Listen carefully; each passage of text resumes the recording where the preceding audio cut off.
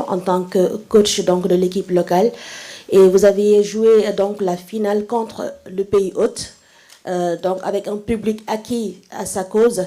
Et cette fois-ci, on a le pressentiment de vivre pratiquement la même chose en tant que coach donc, de la sélection A. Vous jouez votre première finale et aussi contre le pays hôte. Et on risque d'avoir également un public acquis à la cause donc, de cette finale, de cette équipe marocaine. Alors, est-ce que vous comptez vous inspirer de cette finale déjà jouée en 2023 pour bien terminer donc, en beauté cette compétition? Merci. Oui, bonjour Soda. Et merci. Donc, pour le retard, voilà, il y a le score qui est arrivé un peu en retard. Donc, c'est pour ça qu'on est là à cette heure-là. Bref, et on s'en excuse, hein, même si c'est... Voilà. Mais parlant de la finale, en Algérie, c'est sûr que c'est deux compétitions différentes, mais j'espère que ça se passera pareil qu'en Algérie, parce que jouer contre le pays hôte, c'est jamais facile, parce qu'il aura son public, mais après le public restera qu'en haut. Sur le rectangle vert, c'est 11 hommes contre 11 hommes. Donc voilà, moi, mes joueurs, ils le savent. Donc voilà, et il y aura un arbitre qui sera là, les trois arbitres. Voilà, après le reste, ça sera que eux. Le public restera qu'en haut, et le reste, ça se décidera sur le terrain. Et espérons que voilà, ça se passera bien. Et le pays hôte en Algérie, ça s'était très bien passé.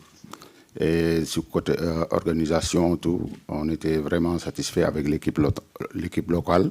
Et à la fin, ça s'est très bien passé. Après, ici, hier, vous avez vu, je préférais ne pas en parler. Notre fédération en a parlé. Je pense que les enjeux d'un football ne doivent pas nous amener à faire certaines choses. Parce que quand on voit, aujourd'hui, c'est l'image de l'Afrique qui est en jeu. Notre compétition qu'avant, personne ne regardait, aujourd'hui, on l'a mis haut. Il ne faut pas qu'on gâte ça. Parce que quand même, on a des joueurs de planétaires. On a des joueurs que, malheureusement, c'est à cause de la CAN qu'on n'a pas gagné, qu'ils n'ont pas gagné le Ballon d'Or. Parce que les gens disaient que ce n'était pas une compétition majeure. Donc, Sadio Mané méritait ce Ballon d'Or. Mais il disait que, parce que c'est une CAN, ce n'est pas une compétition majeure. Aujourd'hui, il y a une belle organisation. Il faut bien la finir. C'est important. Il faut bien finir cette organisation. Et hier, ce qui s'est passé, c'est anormal. Anormal. Une équipe comme le Sénégal qui descend, on le laisse avec la foule populaire comme ça. Mes joueurs étaient en danger. Tout pouvait se passer contre des personnes mal intentionnées. Et ça ne doit pas se passer. Surtout entre deux pays frères.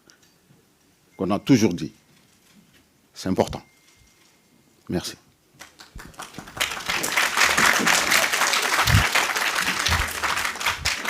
Thank you. Just for this, before the second question, please, photographer, you can stop now. You can stop. Donc, vous pouvez arrêter pour les photos maintenant, s'il vous plaît. Merci. Deuxième question. Elton Mokolo, journaliste pour AMC Sport. Ma question est davantage pour Moussa Niakhaté sur le volet sportif. Le Sénégal, c'est 3 finales de Coupe d'Afrique des Nations sur les 4 dernières éditions. Moussa, toi qui es partie intégrante de cette équipe, comment tu peux nous expliquer ce savoir-faire sénégalais ? Bonjour Elton. Ça montre la constance que le football sénégalais a pris ces dernières années. On est très content de cette constance. C'est 3 finales sur les 4 dernières éditions, c'est très fort, c'est exceptionnel, je dirais. Surtout quand on voit nos adversaires avec les grosses nations qui montent aussi. Donc c'est vraiment pas évident. C'est un travail de longue haleine, voilà, qui a commencé sur les 10-15 dernières années. Aujourd'hui, nous, notre génération, on récolte les fruits de ce travail. Le coach a bien pris le relais après le départ du coach Cissé. Et voilà, c'est un travail, c'est aussi des joueurs qui veulent rejoindre cette sélection avec le cœur pour faire les choses bien. Les anciens qu'ils encadrent bien, qui, eux, ont vécu des années beaucoup plus compliquées par le passé. Ils ont appris de ces expériences-là et qui nous inculquent ce qu'est le football africain. Et voilà, donc c'est un roulement qui fait qu'aujourd'hui, les demi-finales sont vraiment un minimum pour le Sénégal et la finale est devenue une habitude. Donc voilà, mais sur cette habitude, on n'a gagné qu'une fois. Et une chose qu'on veut régler demain en remportant cette Coupe d'Afrique. Bonjour Moussa, Xavier Montferrand de Radio France. C'est une finale très particulière déjà parce que ce sont les deux favoris de la compétition qui se font face. Ce sont deux pays frères. On en parle beaucoup, ici au Maroc notamment. Mais il y a un enjeu, il y a une coupe. Est-ce que quelque part vous êtes venu un peu, dans le respect, mais gâcher la fête des Marocains? C'est vrai que cette phrase gâcher la fête, j'aime pas trop. J'aime pas trop parce que on est dans le respect. On a toujours été dans le respect. C'est ce qu'on nous a toujours inculqué sur les valeurs du Sénégal. Et c'est ce qui fait qu'on est aujourd'hui dans cette finale. On a toujours respecté nos adversaires. On a joué avec nos qualités, avec notre détermination. Mais une certitude, c'est vrai, ce sont deux pays frères et c'est réel. On l'a vraiment senti durant toute cette compétition. Comme le coach vient de le dire, ce sont deux pays frères et il ne faudrait pas que tout cela se gâche, surtout sur les 48 dernières heures. Mais à la fin, il n'y aura qu'un vainqueur. Ça sera soit le Maroc, soit nous. Et nous, c'est sûr qu'on va tout faire pour que ce soit nous. Parce que notre peuple le mérite, parce qu'on le mérite, parce qu'on a superbement bien travaillé tous ces derniers mois. On est déterminés comme jamais. Mais avant tout, ça reste du football.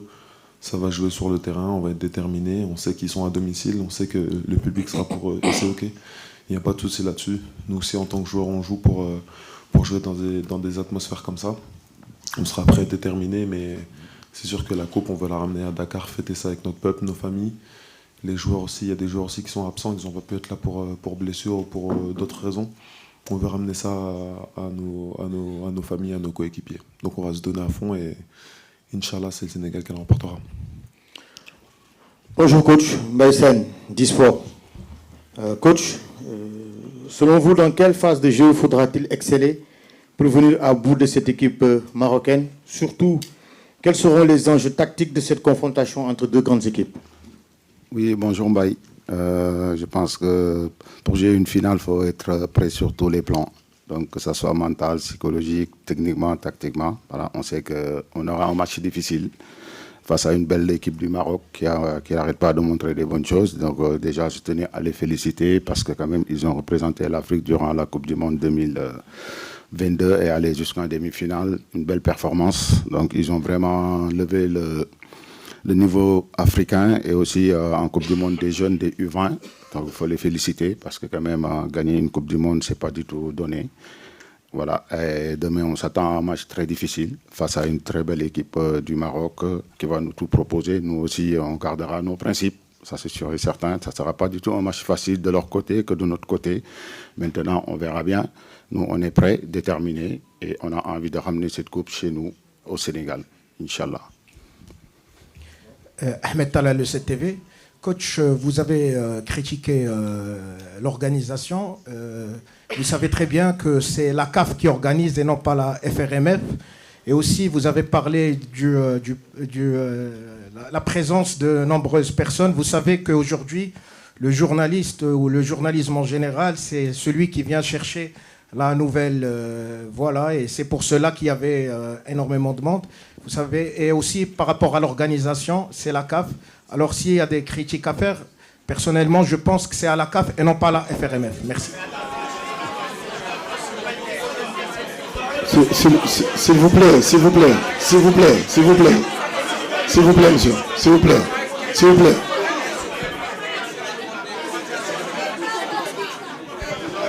S'il vous plaît. Ici.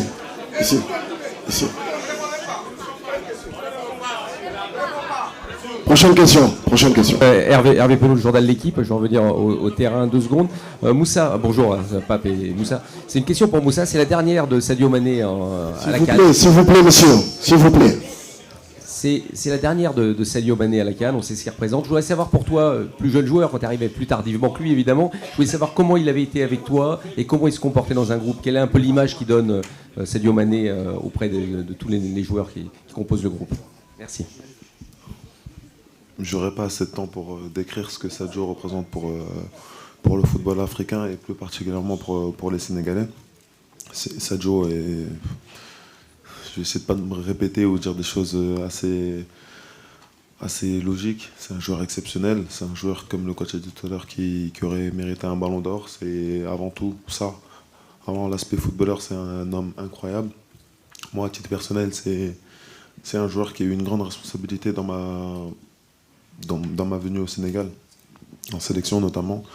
Bien évidemment que j'attendais cet appel pour venir en sélection depuis toujours, mais il y a contribué fortement en appuyant, en parlant avec le coach Aliou Cissé pour me prendre, juste avant le Mondial 2022.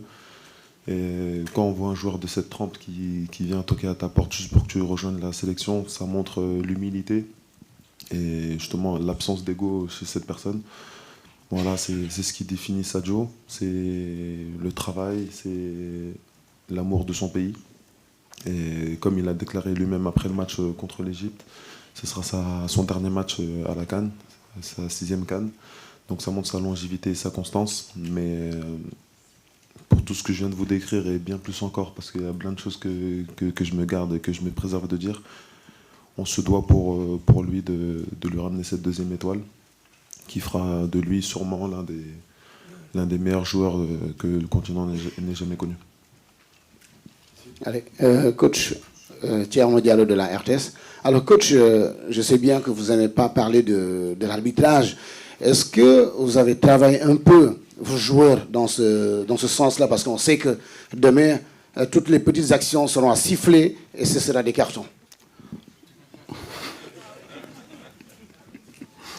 Bonjour Thierno, ouais, j'espère que non. Parce que, bon, après moi, comme vous l'avez dit, je préfère ne pas parler de l'arbitrage parce que quand même, on peut faire tous des erreurs. Donc moi, en tant que coach, j'en ai fait. Les joueurs sur le terrain, parfois aussi, ils font pas le bon choix. Donc il faut accepter parfois les erreurs d'arbitrage. Donc voilà, nous, on est préparés à ça, mentalement. Quel que soit ce qui se passera, on jouera notre match, on mouillera notre maillot, on se donnera à fond et espérons qu'à la fin, on prendra la coupe, on la ramène à Dakar, Inch'Allah.